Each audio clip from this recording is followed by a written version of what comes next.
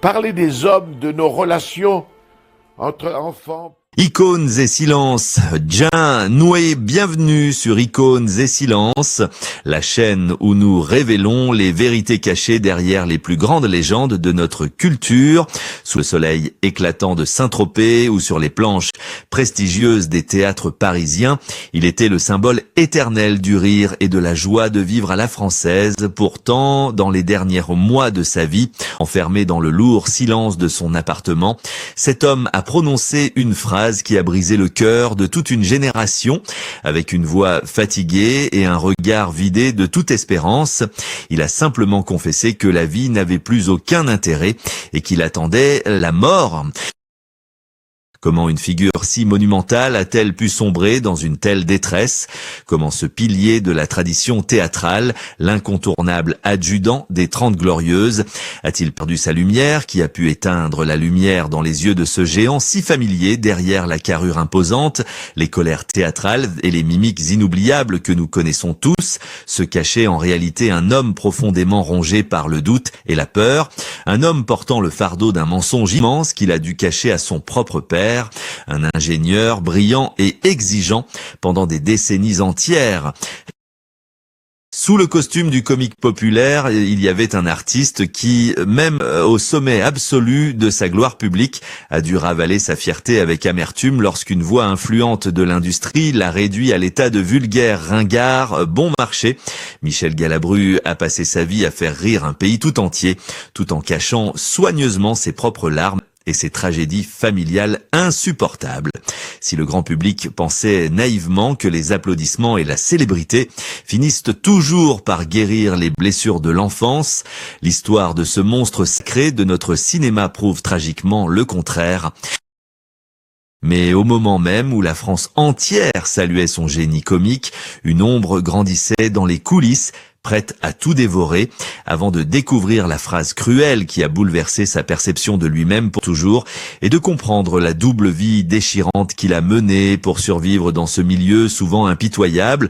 Nous devons d'abord remonter le temps, nous devons retourner sous le soleil lointain de son enfance, là où tout a commencé pour un petit garçon qui se croyait condamné à l'échec. Avant de devenir l'idole des foules, Michel a dû conquérir la capitale avec un secret lourd à porter, fuyant les attentes étouffantes de sa famille bourgeoise, et particulièrement de ce père ingénieur qu'il redoutait tant. Il s'est réfugié dans la poésie et le théâtre classique, au prix de nombreux sacrifices. Il a décroché une place convoitée à la prestigieuse Comédie Française pendant cette longues années. Il a foulé ses planches sacré, jouant les grands textes de Molière, de Beaumarchais et de Marivaux sous le regard sévère des maîtres de l'époque. Mais la France d'après-guerre, une nation encore marquée par les cicatrices de l'histoire et en pleine reconstruction économique, avait un besoin vital et urgent de légèreté. Le destin l'a alors arraché aux tragédies classiques, le poussant malgré lui vers la lumière éblouissante des comédies populaires. Un genre qui allait faire de lui une véritable icône nationale et bouleverser le cours de son existence. C'est en 1964 que sa vie a basculé pour l'éternité avec la sortie fulgurante du film Le Gendarme de Saint-Tropez.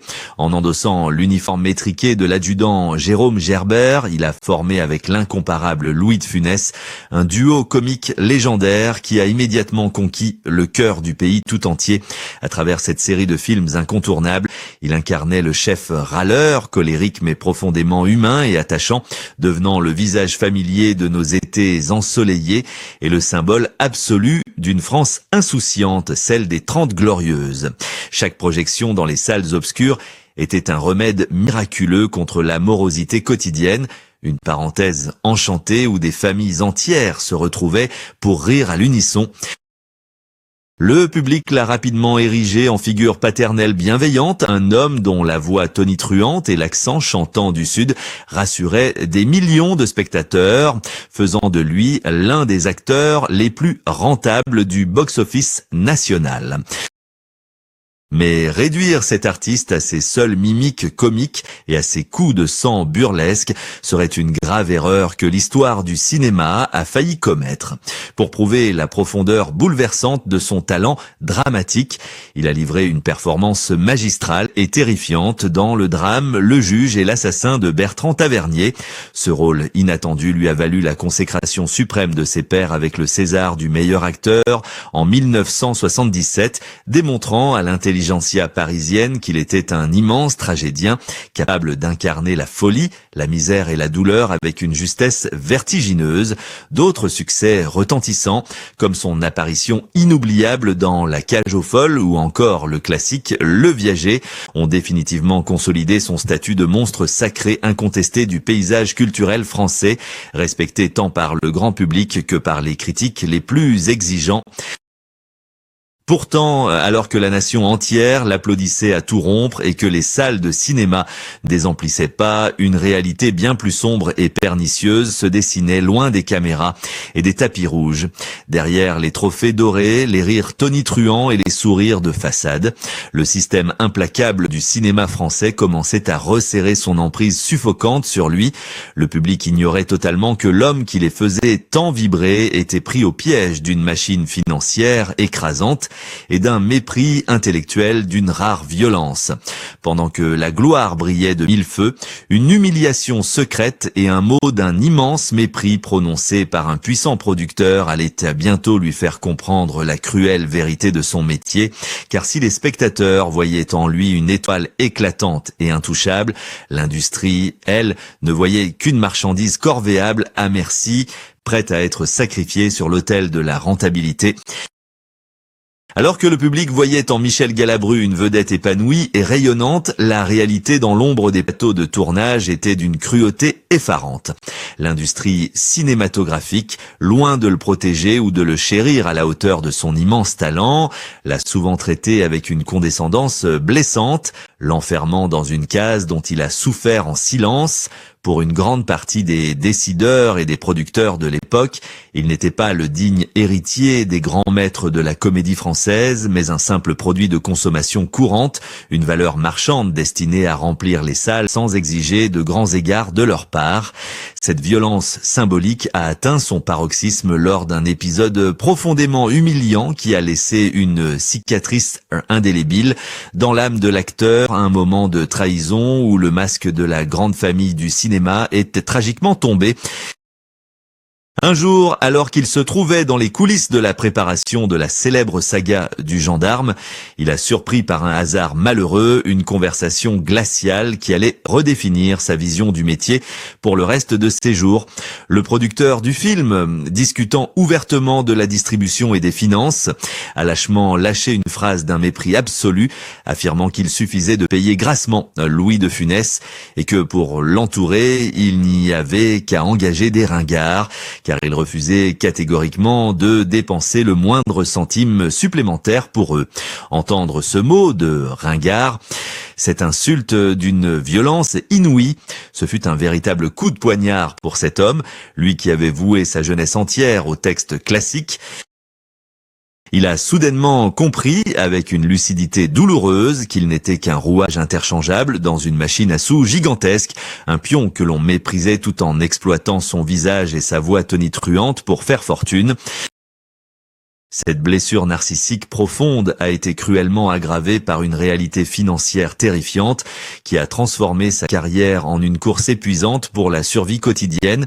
Contrairement aux apparences étincelantes, l'adjudant le plus célèbre de France vivait dans la peur panique et constante du fisc, harcelé par des impôts écrasants qui menaçaient de ruiner le foyer de sa famille à tout instant.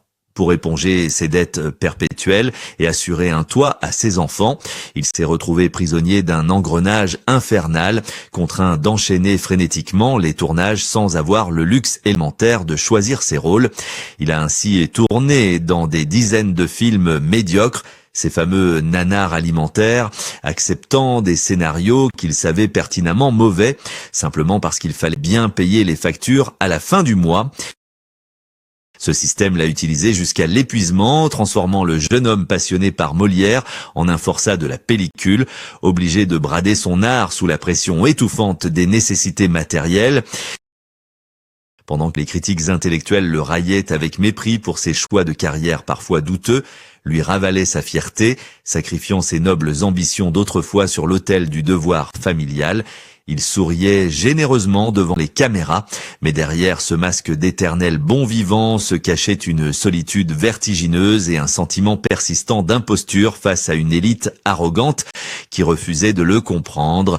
Pourtant, Michel Galabru a enduré cette souffrance silencieuse avec une dignité remarquable, trouvant son unique refuge dans l'amour inconditionnel de ses proches et particulièrement de son épouse. Mais alors que l'hiver de sa vie approchait à grands pas et qu'il espérait enfin trouver une paix méritée loin de la cruauté hypocrite des plateaux de tournage, le destin se préparait secrètement à frapper le coup de grâce. Car si les blessures d'orgueil infligées par le monde du spectacle finissent parfois par s'estomper avec les années, les tragédies personnelles, elles, ouvrent des brèches que rien ne peut combler, menant tout droit vers le chapitre le plus sombre de son existence. Lorsque les feux de la rampe s'éteignaient et que le rideau de velours retombait lourdement sur la scène, Michel Galabru ne trouvait la paix qu'auprès des siens. Loin du tumulte hypocrite du monde du cinéma, pendant des décennies, son épouse bien-aimée Claude avait été son phare dans la nuit, l'encre d'une solidité à toute épreuve qui le retenait à la vie lorsque les angoisses et le sentiment d'imposture menaçaient de l'engloutir. Elle était la seule personne capable de penser les blessures invisibles laissées par les regards méprisants des producteurs et les exigences d'un métier cruel. Mais alors qu'il avançait paisiblement dans le crépuscule de son existence, le destin, d'une cruauté absolument implacable, a décidé de lui arracher tout ce qu'il chérissait le plus au monde. La tragédie a d'abord frappé avec la disparition bouleversante de son frère bien-aimé, Marc, en 2014, lui arrachant violemment un pan entier de sa propre jeunesse et de ses souvenirs les plus intimes. Pourtant, le coup de grâce, l'événement totalement dévastateur qui a définitivement brisé le cœur de ce colosse, est survenu l'année suivante, après une lutte longue, épuisante et déchirante contre la maladie de Parkinson. Sa tendre Claude a fermé les yeux pour toujours au mois d'août 2015. Soudainement, le monde de Michel s'est effondré dans un silence assourdissant. L'homme qui avait fait pleurer de rire des millions de familles françaises indéhodiens s'est retrouvé tragiquement seul, errant comme une âme en peine dans un appartement parisien devenu effroyablement vide. Les trophées dorés posés sur les étagères de son salon, les souvenirs des triomphes au box-office et les applaudissements fantomatiques de son passé ne pouvaient absolument rien faire contre le froid glacial de cette absence insurmontable. Le grand public continuait de voir en lui l'éternel gendarme jovial, l'icône indestructible des étés heureux, ignorant totalement l'agonie silencieuse qui dévorait son âme au quotidien. Il s'est senti dramatiquement abandonné, non pas par ses fidèles admirateurs, mais par l'existence elle-même qui venait de lui voler son unique raison de sourire véritablement. L'industrie du divertissement est toujours pressée de tourner la page et de célébrer de nouvelles idoles flamboyantes. Laisser cet immense artiste s'enfoncer seul dans les méandres de la dépression, enfermé dans une douleur d'une intensité insoutenable, incapable de trouver la moindre consolation dans ses gloires d'antan, il a compris que le jeu des apparences était définitivement terminé, et c'est précisément au cœur de ces ténèbres absolues, alors qu'il n'avait plus la moindre force pour faire semblant d'être heureux, que l'acteur allait prendre une décision qui allait marquer les esprits. Il allait finalement arracher ce masque comique que la société lui avait collé sur le visage pendant un demi-siècle pour livrer lors de ses dernières apparitions publiques une vérité si sombre et si bouleversante qu'elle allait figer la France entière d'émotion. C'est à l'âge de 93 ans, alors que le grand public espérait encore le voir plaisanter sur les plateaux de télévision, que Michel Galabru a pris la décision déchirante de briser ce pesant silence. Invité à s'exprimer dans les médias, notamment au micro de la radio RTL, les journalistes s'attendaient à retrouver l'octogénaire truculent, toujours prêt à raconter une anecdote croustillante sur les tournages du passé. Mais ce jour-là, L'homme qui s'est présenté face au microphone n'était plus un comédien en représentation, mais un être humain profondément meurtri, dépouillé de tous ses artifices. D'une voix frêle, marquée par le poids insoutenable de l'âge et du chagrin, il a prononcé des mots d'une noirceur foudroyante qui ont instantanément pétrifié l'audience. Sans aucun filtre, sans chercher à préserver son image de bon vivant éternel, il a simplement avoué avec une sincérité désarmante que la vie n'avait plus le moindre intérêt à ses yeux et qu'il attendait la mort avec une impatience résignée. Cette déclaration bouleversante n'était pas une simple plainte, mais bien le cri d'alarme d'un homme qui réalisait l'absurdité tragique de sa propre légende. Pour la première fois de son existence, il a osé exposer publiquement la futilité cruelle de cette industrie du divertissement, un système vorace qui vous idolâtre tant que vous êtes rentable pour mieux vous abandonner lorsque la fragilité vous rattrape. Devant la France entière, il a confessé le lourd secret qu'il portait depuis l'enfance, racontant l'angoisse d'avoir menti à son propre père en s'inventant des études de droit à Paris pour masquer une vocation théâtrale dont il se sentait si indigne. Il a évoqué sans phare ce sentiment tenace d'imposture qu'il avait toujours hanté, admettant avoir accepté des rôles sans envergure sous la contrainte d'un système financier oppressant qui l'avait réduit à une simple machine à rembourser des dettes. Face à cette confession inattendue et poignante, un silence respectueux s'est abattu sur le pays tout entier, remplaçant brutalement les rires par une onde de choc émotionnel et une vague d'empathie sans précédent. Les animateurs, d'ordinaire si prompts à rebondir sur la moindre légèreté, ont été frappés de stupeur devant la nudité bouleversante de son désespoir.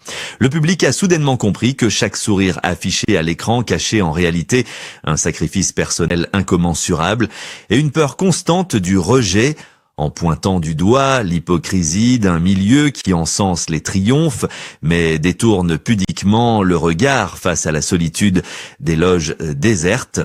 Michel a repris le contrôle absolu de sa propre vérité.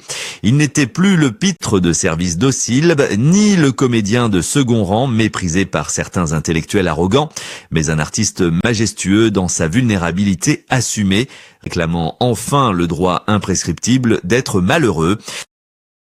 Après avoir ainsi vidé son cœur de ses fardeaux les plus douloureux devant ses admirateurs silencieux, il ne restait à ce titan fatigué qu'à tirer sa révérence finale d'une manière que personne n'aurait pu anticiper, scellant son destin d'une façon presque poétique. Le 4 janvier 2016, Michel Galabru s'est éteint paisiblement dans son sommeil, rejoignant enfin les étoiles le jour exact de l'anniversaire de son épouse bien-aimée Claude, comme une ultime et poétique déclaration d'amour éternel. Cette fin bouleversante, à la fois digne et profondément romantique, nous invite à une réflexion nécessaire et profonde sur la véritable nature de la célébrité et sur le prix exorbitant que paient au quotidien ceux qui nous divertissent. L'histoire tragique de cet homme magnifique ne lui appartient pas exclusivement. Elle résonne silencieusement comme le cri étouffé de tant d'autres artistes, acteurs précoces ou légendes oubliées qui ont été exploités, usés, puis abandonnés par un système médiatique impitoyable. Que se passerait-il véritablement si l'industrie du spectacle traitait enfin ses talents remarquables comme des êtres humains fragiles, dignes de compassion, et non plus comme de simples produits de consommation jetables destinés à maximiser les profits? Sommes-nous, en tant que public, véritablement prêts à écouter la douleur sourde de nos idoles, avant que les projecteurs ne s'éteignent à tout jamais sur leur détresse, derrière chaque icône intouchable, derrière chaque personnage burlesque adoré aveuglément par les foules? Il y a toujours une âme complexe qui mérite d'être respectée et entendue au-delà des rires enregistrés. Le parcours jonché d'obstacles de cet immense comédien nous rappelle cruellement que la gloire publique ne protège absolument personne contre la solitude intime et les drames inévitables de l'existence. Nous avons tous allègrement consommé sa joie de vivre communicative sur nos petits écrans, mais le monde a tragiquement détourné le regard face à ces larmes silencieuses. Aujourd'hui, en honorant respectueusement la mémoire de ce géant incontesté du cinéma français, nous devons devons absolument changer notre propre façon de regarder les artistes, comme il l'aurait probablement murmuré avec cette humilité bouleversante qui le caractérisait tant. Je ne cherche aucune compassion artificielle et je n'attends absolument aucun pardon de la part de l'industrie. Je désirais simplement que mon histoire intime soit enfin racontée avec ma propre voix pour que la vérité l'emporte sur l'illusion